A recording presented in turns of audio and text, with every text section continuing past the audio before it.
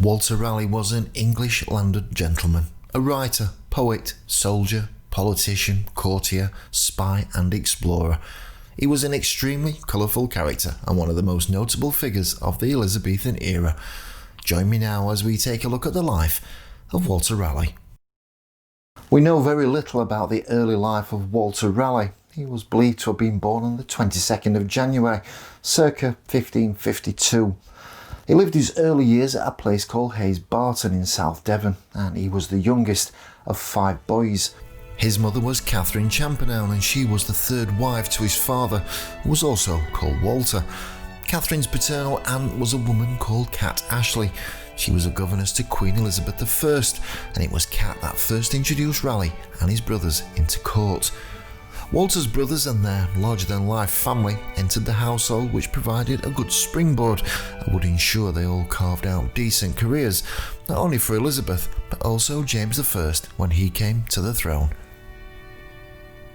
The Raleigh family were strong believers in the Protestant faith and were lucky to escape the wrath of the previous Roman Catholic leader, Mary I of England. On one occasion, Walter's father had to hide in a tower to avoid execution. Incidents such as this did nothing more than create a hatred for all things Catholic. But it would be on the accession of Elizabeth in 1558 that after years of hiding, he could at last express his own feelings without fear. Luckily, I guess for the Raleigh family, Elizabeth was far more forgiving than her half-sister Mary. We once again find portions of Walter's life vague over the coming years. However, in 1569 he travelled to France to fight for the Huguenots in the French religious civil wars. On his return in 1572 he went to Oxford and studied at Oriel College, but left after only a year without a degree. This was not the end of his education, as in 1575 he gained access to the Middle Temple, one of the 4 Inns of Court, exclusively entitled to call their members to the English bar as barristers. Yet years later, at his trial in 1603, he stated that in fact he'd never studied law. After this period we know little about the intervening years, although in his book The History of the World he claims to have been a part of the Battle of Moncator on the 3rd of October 1569 in France. It was fought between the Catholic forces of King Charles IX of France and the Huguenots, and it would be around 1575 that Walter returned to England. Between 1579 and 1583, Raleigh took part in the suppression of the Desmond rebellions. The rebellions were motivated primarily by the desire to maintain the independence of feudal lords from their monarch, but also had an element of religious antagonism. Raleigh was also present at the Siege of Smerwick, where he led the party that beheaded some 600 Spanish and Italian soldiers. Raleigh received around 40,000 acres of land upon the seizure and distribution of property following the attainders arising from the rebellion. This would make him one of the largest landowners in the country, but his struggles were extended when he tried to lull English tenants to the estates. During his 17 years as a landlord in Ireland, he made the town of Youghal his, let's say, occasional home, as he spent most of his time at Sherborne Castle in County Westmeath. Raleigh befriended another Englishman while in Ireland. His name was Edmund Spenser, a poet who had been granted land. It was in the 1590s that both men travelled to the court of Elizabeth, where Spenser presented the Queen with part of a poem he had written entitled The Fairy Queen. But back in Ireland, things and times were changing. Walter ran into difficulties which eventually led to a decline in his fortunes, and so in 1602 he sold his land to a Richard Boyle, the first Earl of Cork, a man who would go on to prosper under the upcoming King James I and Charles I. In 1584 a whole new world was about to open up for Walter. It would be Queen Elizabeth that would grant Raleigh a royal charter, authorising him to explore, colonise and rule any remote, heathen and barbarous lands, countries and territories not actually possessed for any Christian prince or inhabited by Christian people. In return he'd receive 1/5 of all the gold and silver that might be mined there. He had 7 years in which to complete his mission. No pressure then. The Queen's idea was to eventually provide much needed riches and create a base so privateers could raid Spanish fleets laden with gold. Although Raleigh had never been to North America, he had previously visited the south, searching for the lost golden city of El Dorado. The expeditions had previously been funded by Walter and his friends, but they were never able to provide any sort of income to maintain colonies on these foreign shores. It was in 1587 that Walter attempted his second voyage, with his sights set on Roanoke Island with a more diverse selection of settlers, including entire families. Maybe this time the plan would work. John White, who was governor, had to return to England seeking further supplies. The trip should have been no more than a year, but this soon became 3. The Spanish Armada had inconveniently got in the way. Elizabeth ordered all ships to remain at port to fight off the enemy, but by 1588 and victory for England, Elizabeth gave permission to sail once again, and the supply ships were allowed to leave. When the fleet returned to Roanoke, all the colonists had disappeared, and the only clue to what had happened was the word Croatoan and the letters CRO, which had been carved into tree trunks. White, before leaving for England, had told them to do such things if in fact they needed to move on. Croatoan was also an island, but for White and his crew it proved impossible to search for anyone due to a hurricane at the time. And to this day no one knows what happened to the settlers. They were never seen or heard of again. The settlement came to be known as the Lost Colony of Roanoke Island. Life would change dramatically for Walter over the coming years. In 1591, Raleigh secretly married Elizabeth Bess Throckmorton. She was one of the Queen's ladies in waiting, and 11 years his junior. She was also pregnant at the time, and she gave birth to a son, but he died in October 1592 of plague. Bess resumed her duties to the Queen, but the following year the unauthorised marriage was discovered, and the Queen ordered Raleigh to be imprisoned and Bess dismissed from court. The Tower of London would be both Walter's and Bess's home for the next few months. He was eventually released from prison in August 1592 to manage a recently returned expedition and attack on the Spanish coast. The fleet was recalled by the Queen, but not before it captured an incredibly rich prize, a Spanish merchant ship. Raleigh was sent to organise and divide the spoils, but on his return he was sent back to the Tower. However, this was a short-lived break from the outside world, and he was given his freedom again in early 1593. His next position was to become a Member of Parliament. Talk about jumping out of a frying pan. It would be several years before Raleigh returned to favour, but in this time he travelled extensively. Raleigh and his wife Bess remained devoted to each other, and they went on to have 2 more sons, Walter, known as Wat, and Carew. Raleigh went through some troubling times. He was involved in heated arguments, and one especially with the Reverend Ralph Ironsides. The argument later gave rise to charges of atheism against Raleigh, though the charges were dismissed. He was once again, though, elected to Parliament, this time speaking on religious and naval matters. It was about now in his life he needed some time out, and so retired to his estate at Sherborne, where he built a new house completed in 1594. It was known then as Sherborne Lodge.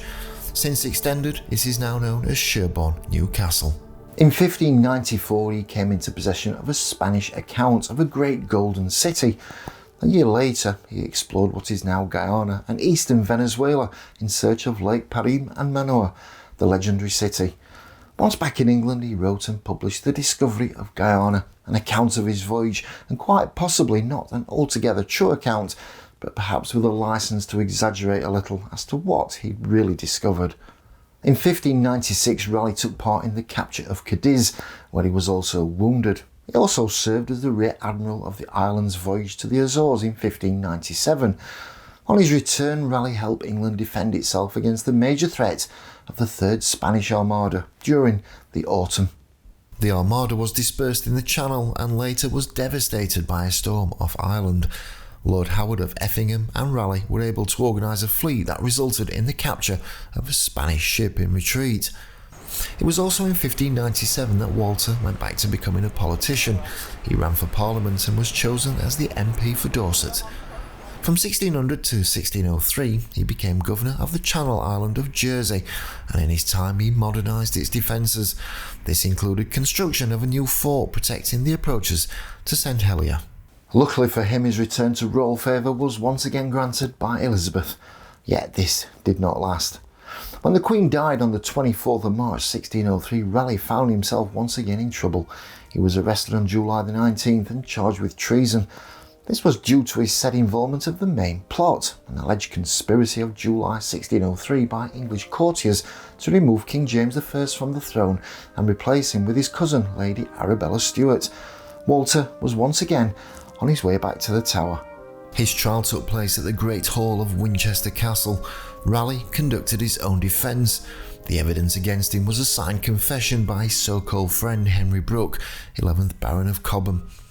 Although Raleigh implored for Cobham to be called to testify and cross-examined, this was not allowed. Raleigh said the so-called evidence was just hearsay and nothing could be proven, yet the tribunal convicted him. Luckily, King James spared his life. Well, at least on this occasion. It would be now once again in prison that Walter Raleigh would write his famous book, The History of the World. His writings took into account not just that of England, but had a large emphasis on the ancient world.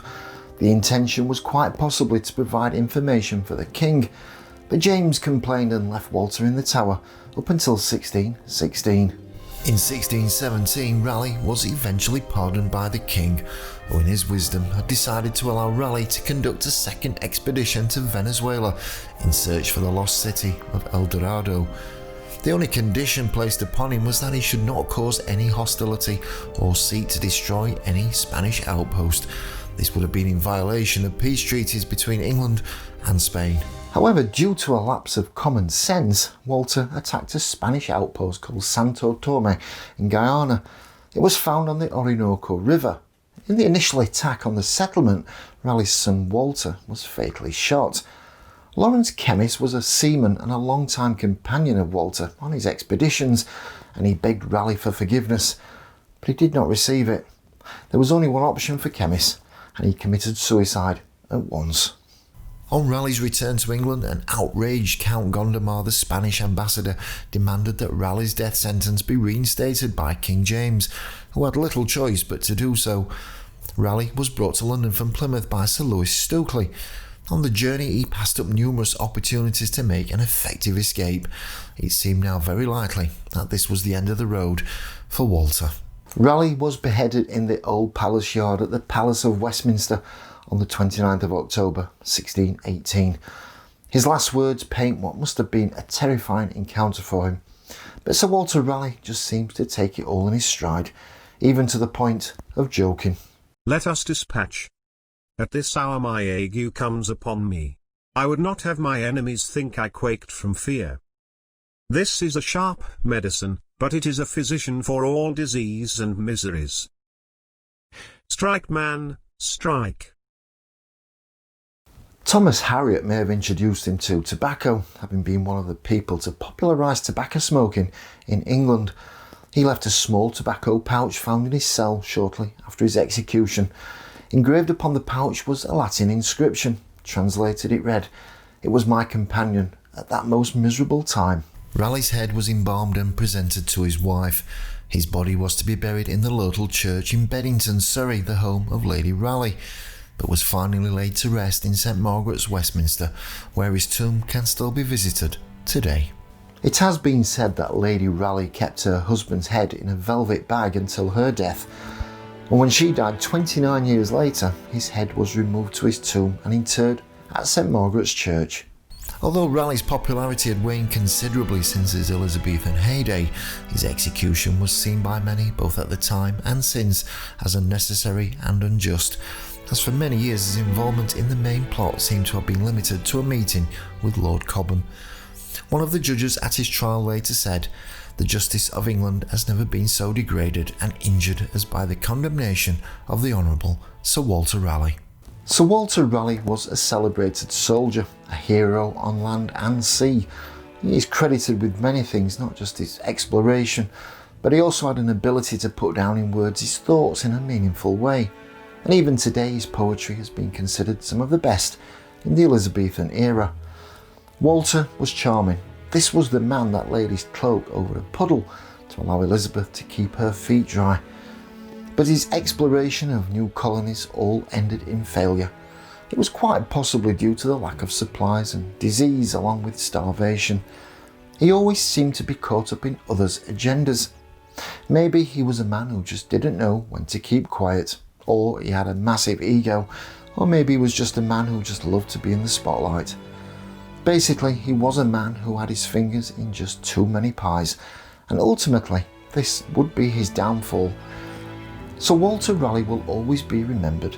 His life was full of excitement, danger, and intrigue. He didn't suffer fools gladly, but maybe he was the fool of his own making. Well, thank you so much for watching. I really appreciate it. For more history videos, why not check out this video up here and then this one up here, and benefit today by subscribing.